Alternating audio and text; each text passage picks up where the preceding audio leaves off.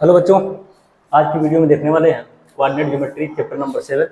CBSE board के board में रखा गया चैप्टर है और ये चैप्टर काफ़ी इंपॉर्टेंट इसलिए है ताकि क्लास 10th में आप पढ़ेंगे, क्लास 11th में पढ़ेंगे 2 डायमेंशनल और क्लास 12th में, क्लास 11th में 3 डायमेंशनल भी पढ़ना है।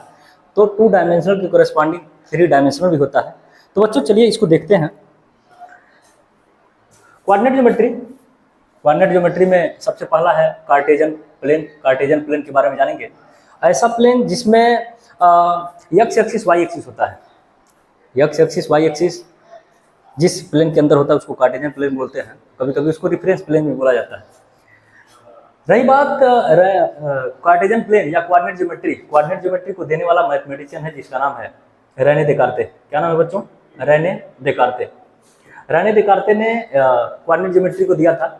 और इस कोऑर्डिनेट ज्योमेट्री में जो भी कोऑर्डिनेट होते हैं वो हमेशा पेयर में होते हैं। एक होता है एक्स एक्सिस और एक होता है वाई एक्सिस। एक्स और वाई एक्सिस के पेयर को कोऑर्डिनेट बोलते हैं, जिसमें एक्स एब्सिसा होता है, वाई ऑर्डिनेट होता है। एक्स और वाई हमेशा पेयर में होते हैं, इसलिए हम इसको कोऑर्डिनेट बोलते हैं। रही बात कोऑर्डिनेट जो होता है वो टोटल 2 डायमेंशनल में 4 क्वाड्रेंट में डिवाइड होता है। सबसे पहले एक होता है x axis, x dash O, और एक्स को हम बोलते हैं हॉरिजॉन्टल लाइन। हॉरिजॉन्टल लाइन से बनने वाला एक्सिस को एक्स एक्सिस बोलते हैं।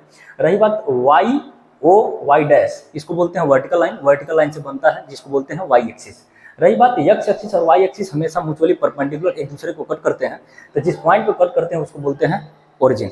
ओरिजिन से लेफ्ट साइड में जाएंगे तो प्लस प्लस एक्स प्लस रहेगा, राइट हैंड साइड में एक्स निगेटिव रहेगा। ऊपर जाएंगे वाई एक्सिस पे तो पॉजिटिव, वाई एक्सिस निगेटिव नीचे डायरेक्शन में। रही बात फर्स्ट क्वाड्रेंट के अंदर बोलेंगे एक्स पॉजिटिव वाई पॉजिटिव, मतलब होता है फर्स्ट क्वाड्रेंट के अंदर एक्स और वाई दोनों कैसे होते हैं? पॉजिटिव। रही बात सेकंड क्वाड्रेंट में, क्योंकि डायरेक्शन एक्स का निगेटिव है तो negative x negative y positive, इसका मतलब सेकंड क्वाड्रेंट के अंदर एक्स निगेटिव वाई पॉजिटिव होता है। दूसरी बात थर्ड क्वाड्रेंट के अंदर अगर जाएंगे तो एक्स भी निगेटिव वाई भी निगेटिव, इंपॉर्टेंट है ये। और फोर्थ क्वाड्रेंट के अंदर एक्स पॉजिटिव और y negative. Horizontal line x dash को बोलेंगे यहाँ पे वर्टिकल लाइन है, वाई डैश ये होता है आपका ऑर्डिनेट। जो ए होता है ए में हम लिखना चाह रहे थे इसको एब्सिसा, हॉरिजॉन्टल एब्सिसा है, वर्टिकल आपका ऑर्डिनेट है। अच्छा, इसमें क्वेश्चन पूछा जाता है कि एक्स एक्सिस वाई एक्सिस के ऊपर कोई अगर मान लीजिए कोई पॉइंट है, जैसे मान लीजिए पॉइंट पी है एक्स कामा वाई, तो हम बोलेंगे एक्स एक्सिस पर कितना चलना है एक्स, वाई एक्सिस पर कितना चलना है वाई, तो इससे बनने वाला पॉइंट क्या बना? P x comma y. तो इस पॉइंट का पूछा जाता है कि डिस्टेंस कितना है, इस पॉइंट का डिस्टेंस कितना है एक्स एक्सिस से वाई एक्सिस से। तो हम बोलेंगे देखिए, अगर इस पॉइंट पी का हम पूछना चाह रहे हैं from the distance of x axis से डिस्टेंस कितना है, तो जब एक्स एक्सिस से पूछा जाएगा तो आप वाई बताएंगे। एक्स एक्सिस से पूछा जाएगा एक्स एक्सिस से कितना है तो वाई बताएंगे, और वाई एक्सिस से पूछा जाएगा तो एक्स बताएंगे। और एक बात और, एक्स हमेशा ये जो डिस्टेंस होता है हमेशा पॉजिटिव होता है, इसलिए निगेटिव साइन नहीं बताते। एक एग्जांपल के लिए मान लीजिए कोई पॉइंट है -3,4, ये सेकंड क्वाड्रेंट के अंदर है, तो हम पूछेंगे बताइए फ्रॉम द एक्स एक्सिस से इस पॉइंट का डिस्टेंस कितना होगा, तो एक्स एक्सिस से 4 डिस्टेंस होगा। हमने बोला कि एक्स एक्सिस पे कितना चलना होगा तो -3, वाई एक्सिस पे कितना चलना होगा 4, तो इसका मतलब एक्स एक्सिस से डिस्टेंस कितना तो बोलेंगे 4। रही बात एक्स एक्सिस वाई एक्सिस से डिस्टेंस कितना तो बोलेंगे जितना एक्स एक्सिस पे चलना होगा उतना वाई। कहने का मतलब है सीधा सीधा आप जानिए, एक्स एक्सिस से डिस्टेंस जब पूछेगा तो वाई का कोऑर्डिनेट बताते हैं, और जब वाई एक्सिस का पूछा जाएगा तो एक्स का बताएंगे। रही बात इसमें पढ़ने के बाद यहाँ पता चलता है नंबर ऑफ क्वाड्रेंट टोटल कितने बने? 4 बने। फर्स्ट क्वाड्रेंट के अंदर इसी बात को एक्स की वजह देखिए, फर्स्ट क्वाड्रेंट के अंदर एक्स पॉजिटिव वाई पॉजिटिव, इसका मतलब एक्स 0 से बड़ा वाई 0 से बड़ा। सेकंड क्वाड्रेंट में एक्स 0 से छोटा वाई 0 से बड़ा। रही बात थर्ड क्वाड्रेंट में x is less than 0 y is less than 0। Fourth quadrant में x is greater than 0 y is less than 0। ये क्वेश्चन पूछा गया है 2025 के अंदर सीबीएसई बोर्ड में। रही बात इफ x की वैल्यू 0 से बड़ा है और y की वैल्यू 0 से छोटा है, तो हम पूछेंगे बताइए ये किस क्वाड्रेंट में होगा, तो x पॉजिटिव होता है फर्स्ट क्वाड्रेंट में और फोर्थ क्वाड्रेंट में। रही बात y निगेटिव होता है आपका y निगेटिव होता है यहाँ सेकंड में और थर्ड में, तो हमें चाहिए x पॉजिटिव, तो x पॉजिटिव यहाँ है। रही बात y निगेटिव, तो y निगेटिव इन दोनों में कहाँ है? यहाँ है, इसका मतलब फोर्थ क्वाड्रेंट ही अपना आंसर होगा। अच्छा, एक चाहिए perpendicular distance from point P। Perpendicular distance अगर चाहिए तो यही बात हमने बताया कि अगर फ्रॉम एक्स एक्सिस से पूछा जाएगा तो वाई बताएंगे, वाई एक्सिस से पूछा जाएगा तो एक्स बताएंगे, लेकिन एक चीज का ध्यान रखेंगे, साइन हमेशा पॉजिटिव होता है, साइन डिस्टेंस कभी निगेटिव नहीं होता। इसीलिए हम निगेटिव -3 है, फिर भी देखिए हम यहाँ पे 3 हम पॉजिटिव लिए हैं। रही बात अगला नोट डाले हैं कि distance can not be negative, ये बात हमने बता चुका। दूसरा, distance from the point P to the origin, origin मतलब होता है 0,0, तो इसके लिए फार्मूला होता है रूट में x square plus y square.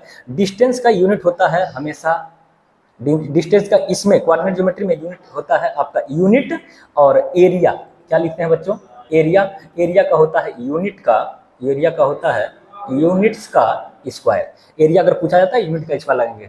अगला पॉइंट नोट में, any point are lie on x axis then y equal 0, इसका मतलब एक्स एक्सिस के ऊपर कोई भी पॉइंट लेंगे तो इस केस में y की वैल्यू 0 होगा। एक्स एक्सिस पे कोई पॉइंट लेंगे y की वैल्यू 0 होगा। अच्छा, any point lie on y axis then बोलेंगे x की वैल्यू 0। y एक्सिस के ऊपर कोई पॉइंट लीजिए, वो हमेशा इस पॉइंट पे y कोऑर्डिनेट होगा लेकिन x की वैल्यू 0 होगा। बड़ा इंपॉर्टेंट है, इसको याद रखेंगे। अगला है बच्चों डिस्टेंस फार्मूला, जो चैप्टर 7 में क्लास 10th का ये टॉपिक है। तो इसमें देखिए सबसे पहला डिस्टेंस फार्मूला, अगर किसी लाइन के दोनों कोऑर्डिनेट दिए जाएं, a x1 y1 b x2 y2, तो इसके लिए distance between a to b A B equal to root x2 minus x1 का whole square plus y2 minus y1 का होल स्क्वायर। दूसरा, अगर मान लीजिए a से b चाहिए तो फार्मूला ये, b से a चाहिए तो फार्मूला आपका हो जाएगा, मान लीजिए b से हमें डिस्टेंस अगर a चाहिए तो x1 y1 x2 y2 coordinate है, तो जब distance between b to a निकालते हैं तो b से लेकर a, तो यही कोऑर्डिनेट आगे पीछे हो जाता है। जैसे x2 था x1 था, अब यहाँ x1 माइनस x2 हो जाएगा का whole square plus y1 minus y2 का होल स्क्वायर। ये तब के लिए है when 2 points are given, x1 y1 x2 y2 a b और दिया रहेगा तब के लिए है। और एक बात और, a से लेकर b और b से लेकर a डिस्टेंस आपस में क्या होगा, तो बराबर होगा, तो लिखेंगे यहाँ पे ab is equal to ba। अगला है आपका when 1 point lie on origin, origin के ऊपर अगर कोई पॉइंट लाई करता है, इसका मतलब x0 y0 दोनों हो जाएगा। रही बात एक पॉइंट होगा x और y, तो distance between a to b हो जाएगा ab is equal to x minus 0 का whole square plus y minus 0 का होल स्क्वायर। यहाँ से निकलेगा ab is equal to root में x square plus y square. रही बात बच्चों, यहाँ पे एक सेक्शन फार्मूला है, आपके सिलेबस का पार्ट है क्लास 10th में। तो सेक्शन फार्मूला में 3 फार्मूला पढ़ना होता है, एक होता है इंटरनल डिवीजन, एक होता है इंटरनल डिवीजन, एक होता है एक्सटर्नल डिवीजन और एक होता है मिड पॉइंट। तो अपने सिलेबस में जो रखा गया है वो है इंटरनल डिवीजन और एक मिड पॉइंट। एक्सटर्नल डिवीजन आपके सिलेबस का पार्ट नहीं है। तो देखिए इंटरनल डिवीजन में होता क्या है, जैसे मान लीजिए एक लाइन है जिसका कोऑर्डिनेट है a और उस लाइन का एंड पॉइंट है b, इस लाइन के ऊपर कोई एक पॉइंट है p, जो पॉइंट p है वो a और b को m रेशियो n में डिवाइड किया है। तो p कोऑर्डिनेट, p अगर पॉइंट का कोऑर्डिनेट मुझे चाहिए p x, y is equal to कहते हैं m x2 plus n x1 upon m plus 1 n। इसी तरह जब y कोऑर्डिनेट पे जाएंगे तो लिखेंगे m y2 plus n y1 अपन m प्लस n। ये इंटरनल डिवीजन है। इंटरनल डिवीजन के लिए हमें हमेशा बीच में पॉजिटिव रखते हैं। रही बात सेम टू सेम यही कंसेप्ट है, बस एक्सटर्नल डिवीजन है, इसीलिए जहां फार्मूले में प्लस था यहाँ पे वहां माइनस लगा है, बाकी सारा चीज सेम होगा। एक्सटर्नल डिवीजन अपने सिलेबस का पार्ट नहीं है। अच्छा, रही बात मिड पॉइंट, मिड पॉइंट में देखिए मिड पॉइंट का मतलब होता है कि अगर एक कोई लाइन है ए बी, ए का एंड पॉइंट का कोऑर्डिनेट और बी का एंड पॉइंट का कोऑर्डिनेट दिया हुआ है x1 y1 x2 y2, और इसके एकदम बीचों बीच में एग्जैक्ट बीच में अगर कोई पॉइंट है p x, y, तो इस इंटरनल डिवीजन से हम इस फार्मूले को निकालते हैं। तो कहते हैं देखिए m, और इस केस में m और n आपस में क्या है, बराबर है। तो जब m बराबर n है तो जहां m है उसको n और जहां n है वहां m रख देंगे, तो ये कट पिट करेंगे तो आपका फाइनल आंसर आएगा p x, y is equal to x1 plus x2 by 2 y1 plus y1 y2 by 2। आपका ये मिड पॉइंट का फार्मूला है। अगला बच्चों एरिया ऑफ ट्रायंगल, जब किसी ट्रायंगल में ट्रायंगल के vertex A B C coordinate A का x1 y1 x2 y2 x3 y3 दिया जाए तो एरिया ऑफ ट्रायंगल होता है, area of triangle A B C is equal to 1/2 big bracket में x1 y2 minus y3 plus x2 y3 minus y1 plus x3 y1 minus y2। और एक बात और, ये इसका हम ले लेते हैं मॉड इसलिए ताकि एरिया किसी ट्रायंगल का निगेटिव ना हो। अगर एरिया ट्रायंगल का निगेटिव आता है तो इसको निगेटिव को पॉजिटिव बनाने के लिए हम मॉड का हेल्प लेते हैं। अगला कंसेप्ट ऑफ कोलिनियर होता है। कंसेप्ट ऑफ कोलिनियर कुछ और नहीं है, जब किसी ट्रायंगल का एरिया को 0 कर देते हैं। बच्चों क्या करते हैं, किसी ट्रायंगल के एरिया को 0 कर देते हैं तो जो पॉइंट हम नॉन कोलिनियर हुआ करते थे, अगर मान लीजिए बच्चों इस पॉइंट को हम धीरे धीरे इस लाइन के ऊपर ला दें, इसका मतलब ये तीनों जो पॉइंट है किसी लाइन के ऊपर आ गए, और जब लाइन के ऊपर आ गए तो इनके बीच की एरिया क्या हो जाएगी, जीरो। इसका मतलब एरिया ऑफ ट्रायंगल को क्या कर देते हैं, जीरो के बराबर। तो एरिया ऑफ ट्रायंगल ये होता है, हम कहते हैं एरिया ऑफ ट्रायंगल अगर जीरो किए तो एरिया ऑफ ट्रायंगल उठा के यहाँ रखे 1/2 x1 y2 - y3 + x2 y3 - y1 + x3 y1 - y2 = 0। क्योंकि ये 1/2 जीरो हो नहीं सकता, इसलिए इसको भेज दिया, जीरो के बराबर होगा। जो बच गया x1 y2 - y3 + x2 y3 - y1 + x3 y1 - y2 = 0। यही है कंसेप्ट ऑफ कोलिनियर, जिसको याद रखेंगे, आगे जरूरत इसका क्वेश्चन में पड़ेगा। अगला coordinate of centroid. Coordinate of centroid किसी ट्रायंगल के वर्टेक्स ए बी सी हैं और ए का कोऑर्डिनेट x1 y1, बी का x2 y2 और सी का x3 y3 है। तो इस कोऑर्डिनेट मतलब सेंट्राइड का कोऑर्डिनेट, सेंट्राइड मतलब होता है इंटरसेक्शन ऑफ मीडियंस, यहाँ पे जो बना वो हो जाएगा x और y। कोऑर्डिनेट ऑफ सेंट्राइड होता है, इसको डिनोट करते हैं जी से, जी मतलब x, y हो जाएगा।